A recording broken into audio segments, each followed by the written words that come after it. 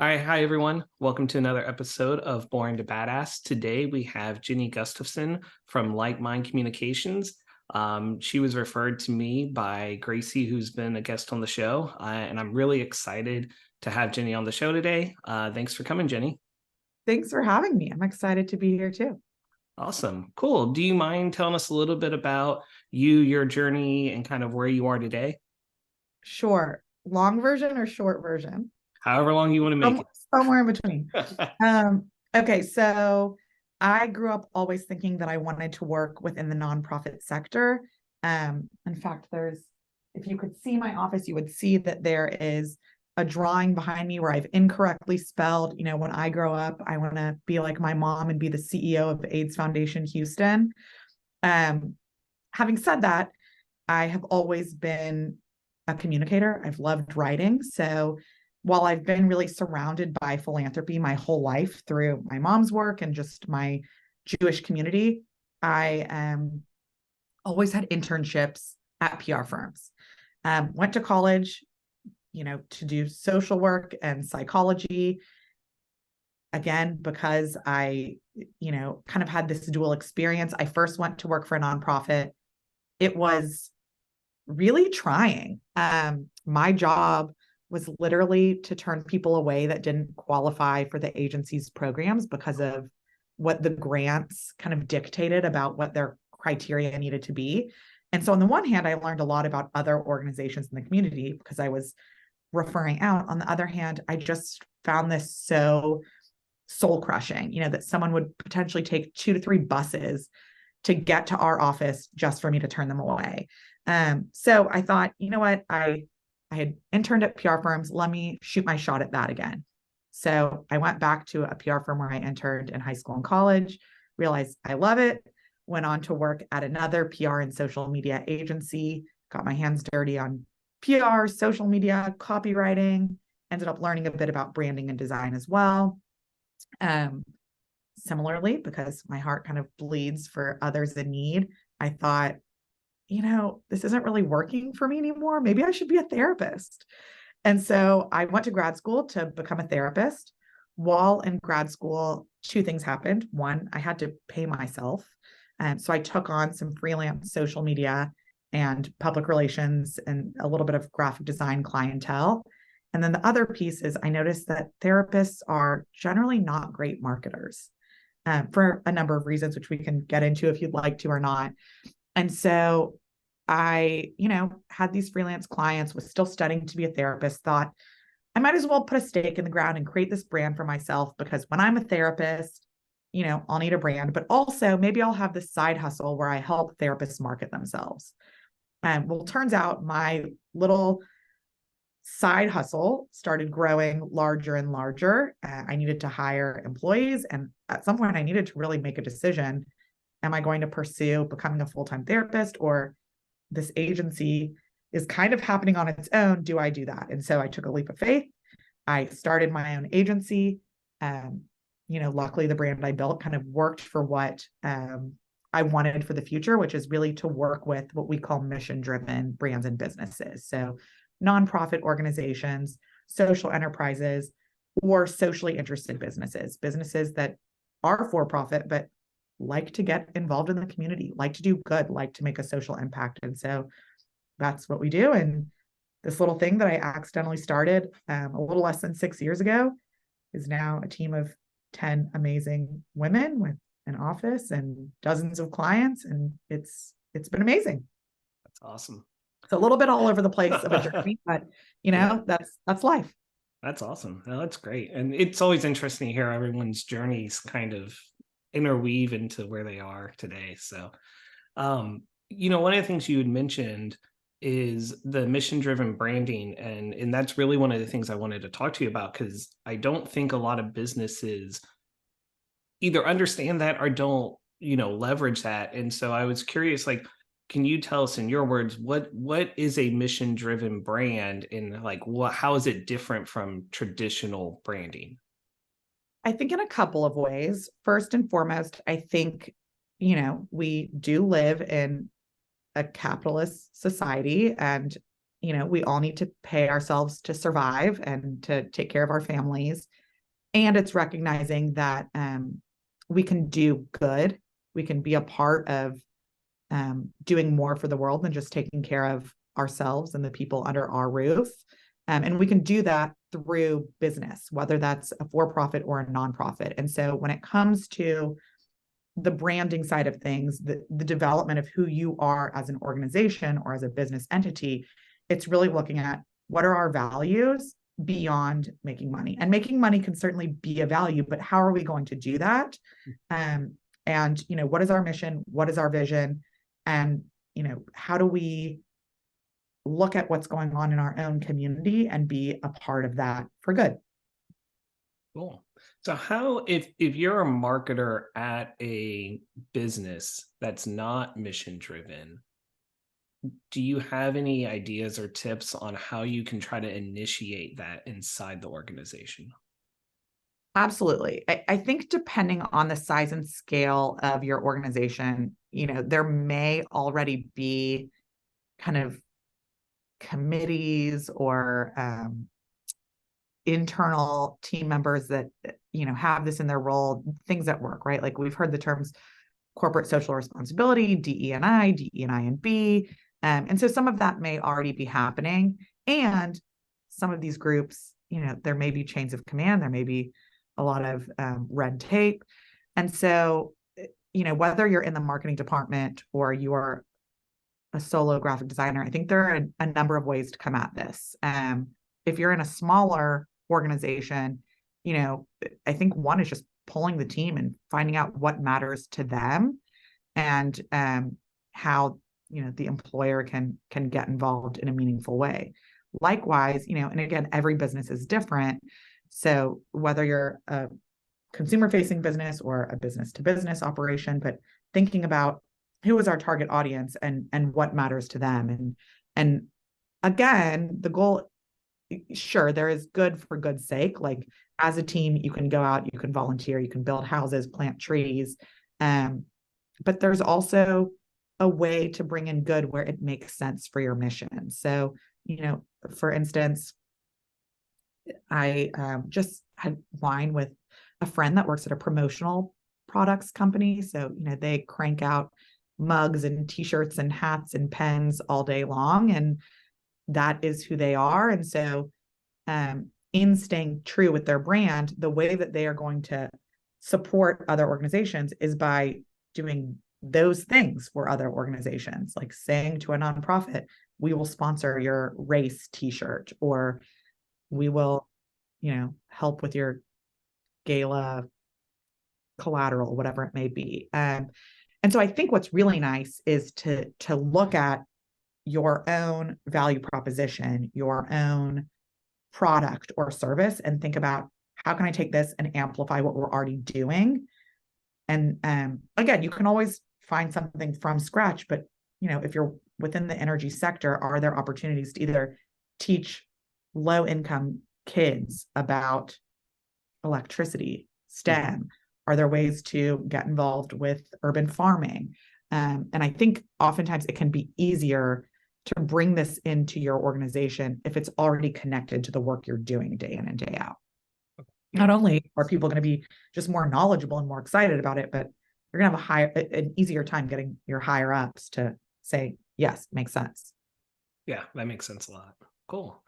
I'm curious too, like, do you feel there's a difference between what a brand does externally for like the mission driven stuff versus internally what employees are doing either for each other or as groups? Because I know like when I worked at a credit union, the credit union would do things with the community, but then internally the business itself would have certain things like at this time of year they would do, okay, if you do a donation, we'll match up to donations up to so much. But like that's an internal thing that's not communicated outward, really. It's an internal thing. Do you feel like those are different, and how, if so, or if not, like is there a difference? And if so, like what is that difference? So there can be a difference.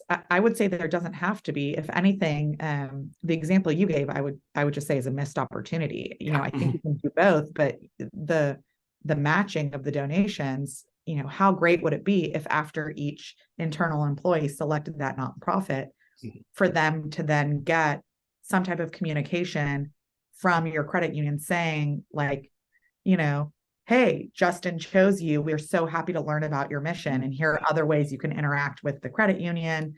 And how else can we support you in the future? I mean, should be the opening of a conversation. That's how I look at it from like a biz dev or brand awareness standpoint. But I guess to the larger question or issue, um, two things. One, certainly if you are going to be putting all of this good out into the world, I think it starts with your own internal values and team, Mhm. right? Like we are now seeing a lot of cancel culture.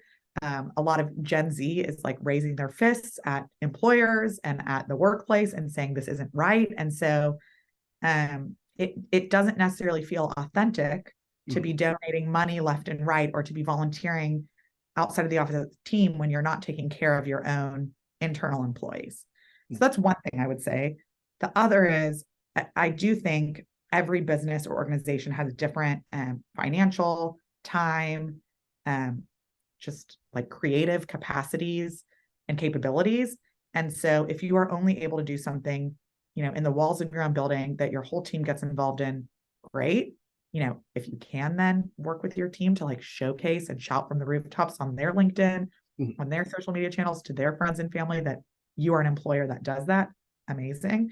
And some may, you know, only want to do something outside of the office. I don't think either it's better or worse. But the goal is that, you know, you're not only doing good, but that folks know that you're doing the good, because really what we're learning, it used to be that millennials, which is my generation, really were more likely to shop a consumer brand, to support a B2B business, to become like a brand ambassador for a business if they were doing some good.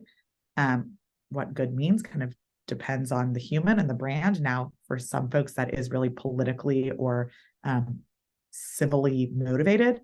Um, we're now seeing that same thing with Gen Z, and we're actually now seeing it with elder generations as well. So we're seeing the same thing with Gen X, with our boomers, you know, not necessarily that they're not going to shop or continue to patronize a brand that doesn't do those things, but if they have the option and the price is generally the same, Mhm. you know, that it does actually give you a leg up above competition, and it helps with employee retention too. So, Yeah. you know, ideally it's a both and.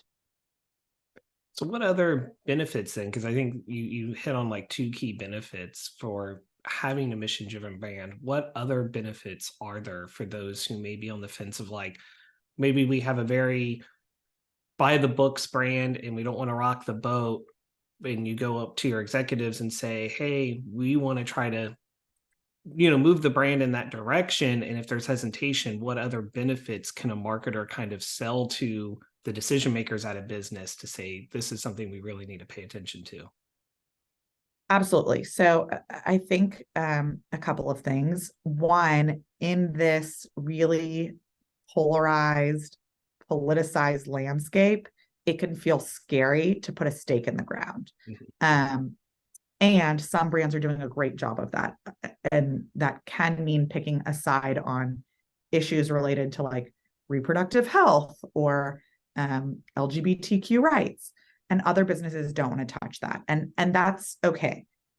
Having said that, if you're one of these businesses that's afraid of those things, there are some issues or good doing that aren't even issues related that hopefully we can all agree on, right? Like we can all, I hope, agree on the fact that every child deserves to be fed. Mhm. And so there's some organizations that you can encourage your key stakeholders or your C-suite to get involved in, where they don't have to make any political statements, where they don't have to pick a side, where they don't have to feel like they're alienating any group.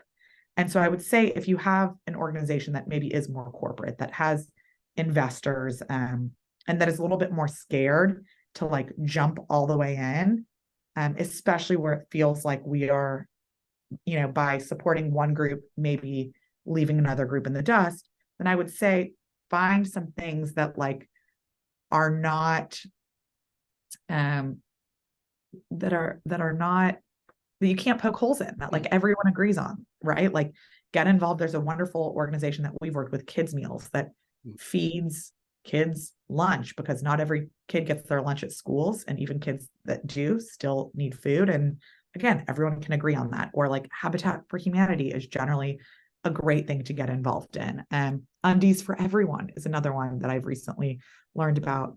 You know, I didn't realize how expensive underwear are, and how many families don't have clean underwear for their kids. And so, you know, an underwear drive, and we're not talking about something sexy like lingerie. We're talking about children's underwear. So, you know, it's really hard to poke holes in that. You know, and then I will say, if and when you do upset someone, if this is your brand, it's easy to point to, you know, I'm sorry you're disappointed, but like, but these are our values. This is our brand. You knew what you were signing up for as you were a part of it. And as your brand grows or changes, you know, that's part of it too. I don't know if you were planning on asking me this question, but something that often comes up with our clients is, what do we do in the face of a true civil rights catastrophe? You know, like, what do we do when George Floyd is murdered? What do we do right now during an Israel and Hamas war? What do we do when Roe is overturned? And for some companies, we know exactly what to do. And for others, it's really scary, because there are it feels like two sides, and each side is really loud and really opinionated. And so for some brands, I would say it may not make sense for you to be a part of this. But for others, I would say, you know, if you are an employer of people of color, you know, they're going to feel devastated that you are not acknowledging the suffering that's happening in light of police brutality. That can be really difficult if you also have a lot of belief in the police force. And so I think there's also a way to, again, be true to who you are, and to refer to your core values, to refer to your mission, and to not take a side, but to say, here's how we are going to get involved in making the world a better place, right? Like you can believe that Black Lives Matter, and you can also believe in supporting our police force. And, you know, perhaps you can build a campaign that like, we're going to let our employees choose, do they want to donate to the 100 Club, which is a foundation within at least Houston's police force. I don't know if it's elsewhere. And or would you like to, you know, choose a historically African-American organization that you're passionate about to donate to, because both clearly need support right now. And so I think there are ways, again, to not have to pick a side, but it does have to feel true to who you are. Like, we don't want people to just jump on a bandwagon and make a statement and not mean it. That doesn't really help anyone. Yeah, that was going to be one of the questions I was going to ask too, is when you talked about being authentic, what are some of those pitfalls that people either aren't aware of or they fall into trying to be authentic, but it comes across sometimes, right, as you're just either virtue signaling, or you just have completely missed, like you're completely oblivious to what happened?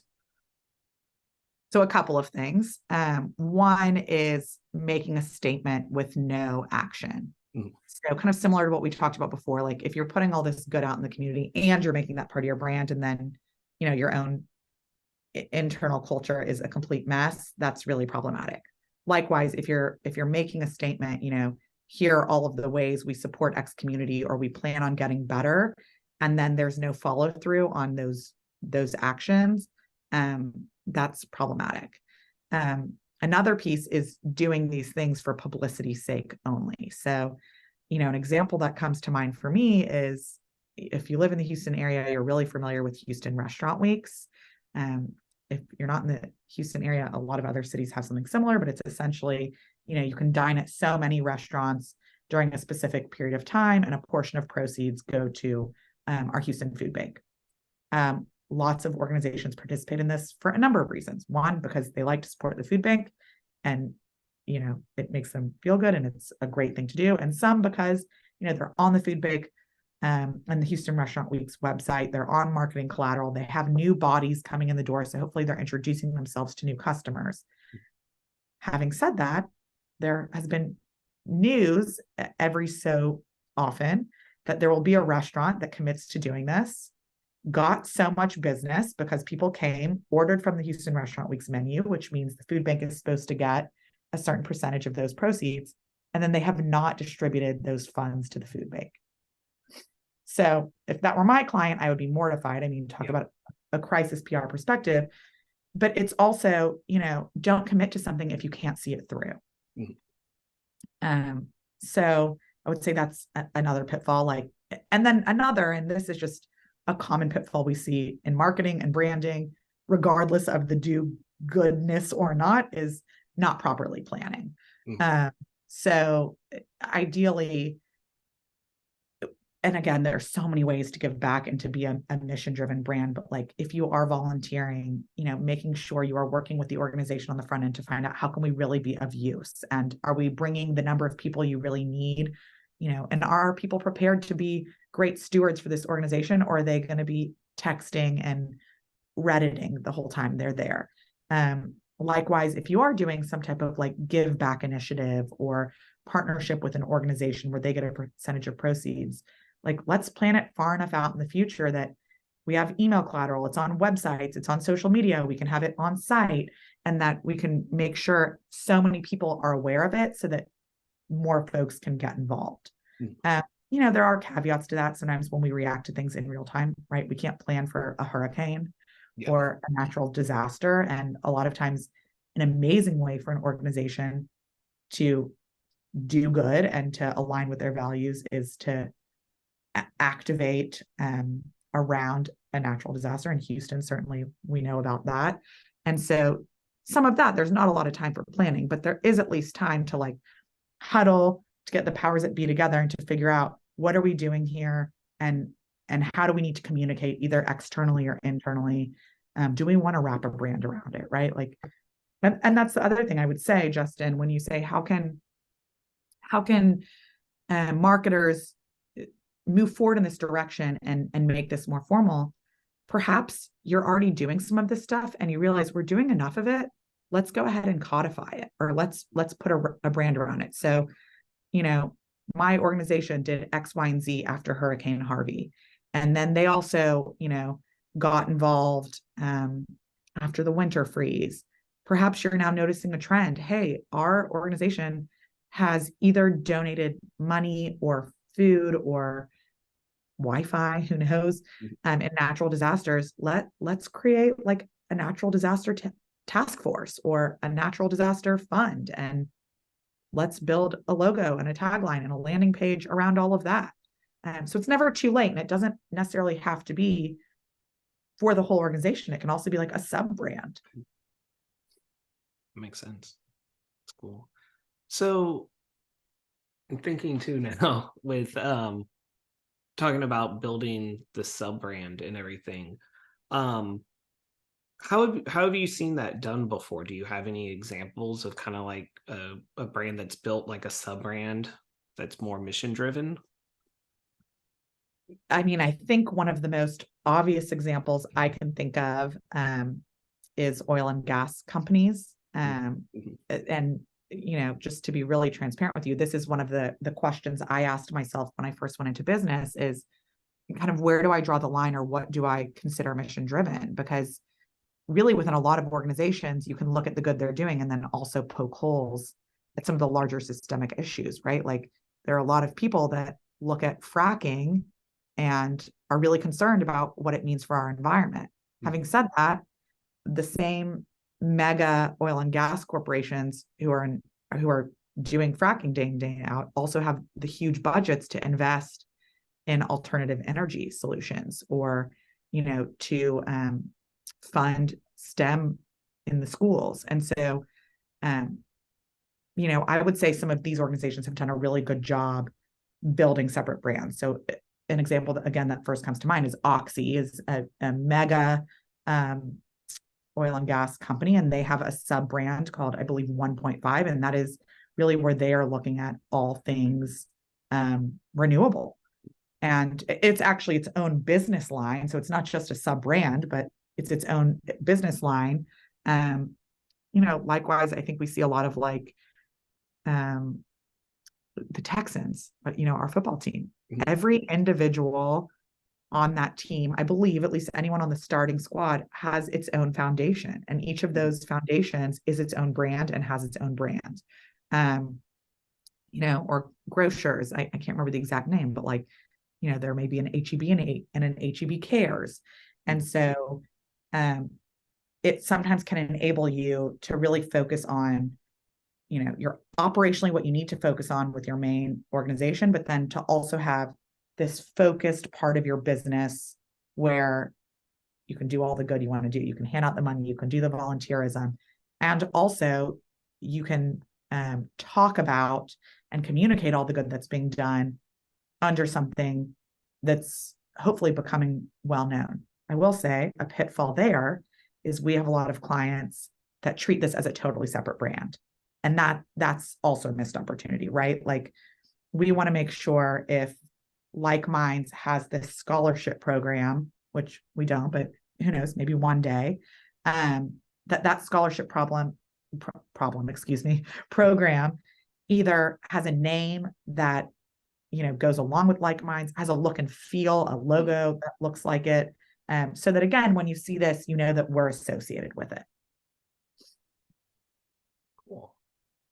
I think one of the last questions I have is thinking about, you were talking about planning, making sure you're planning, essentially not planning is a pitfall. So to plan, but then also talking about, something that happens that's, almost like a lightning rod for something, like it happens overnight, it wasn't expected. How, do you feel like businesses should kind of have stuff planned out for particular, not like saying this specific incident, but like if something around this were to happen, what should our response be? Or is that tend to be, does it work better if it's more organic rather than being a planned response? I would say a combination of both. I mean, certainly if you are working for an organization where you want to be doing more mission driven work and you're not currently, it's a good time to sit down.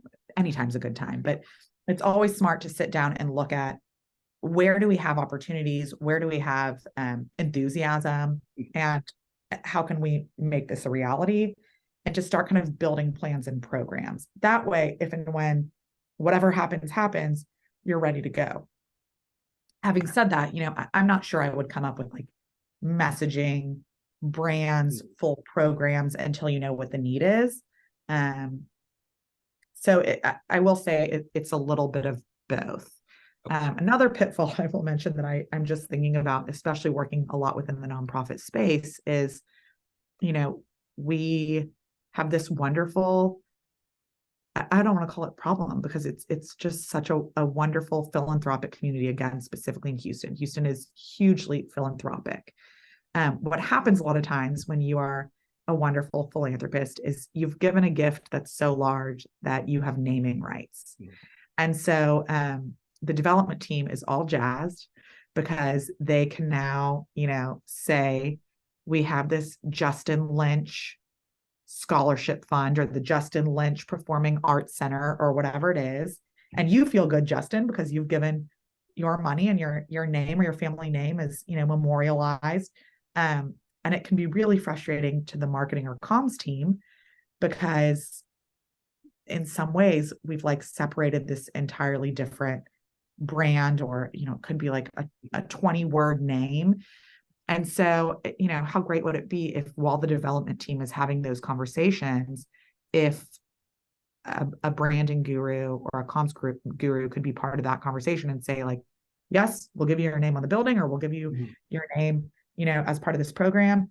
And like, how can we work together to feel good that sometimes we may shorten it to be the JL building so that we're not losing our brand in the process. That makes sense. Yeah. I never would have thought of that.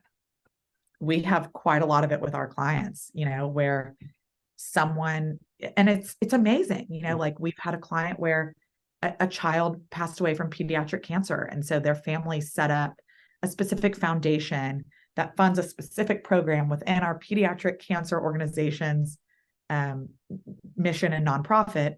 And so anytime we talk about something that happens because of that fund, it's like the so and so research and whatever fund of X organization. And so you think about, if you're putting that in a newsletter, if you're putting that on your social media, if you're sending that out to media, like, it's gonna get butchered. And Yep. so we want to honor the person that was lost to pediatric cancer, and we want our clients to get that money, and we want to market all the good. And is there a way to do all of that in like a succinct, beautiful, everyone is happy way? And I think one of the ways to do that is including your marketing, your branding, your comms people in some of those conversations. You know, maybe not the preliminary conversations, right? But like, once we're all agreed, we're moving forward with this. Awesome. So what's the best way for people to get in touch with you and learn more about Like Minds? Sure. So always on our website, likemindstalk.com. We also are on Instagram at Like Minds Talk, Facebook, we're Like Minds Communications. In LinkedIn, we're also Like Minds Communications, and we're inside the loop in the Houston area. So you can always knock on our door, come say hi. And yeah, we like to know what other businesses, marketers, organizations are doing as well. So don't be a stranger. Awesome. Well, this was awesome. I love learning more about mission-driven brands, and like I said, I think it's just an area a lot of businesses don't think about and haven't really tapped into. And so hopefully anyone listening, if you're at a business where you're not driving your brand, and there's not a mission behind it, I think there's opportunities. And Jenny, you did a wonderful job of kind of telling us the pitfalls of what to expect and how to do it properly. So I'm hoping people listening to this episode, we can make a difference in that as well.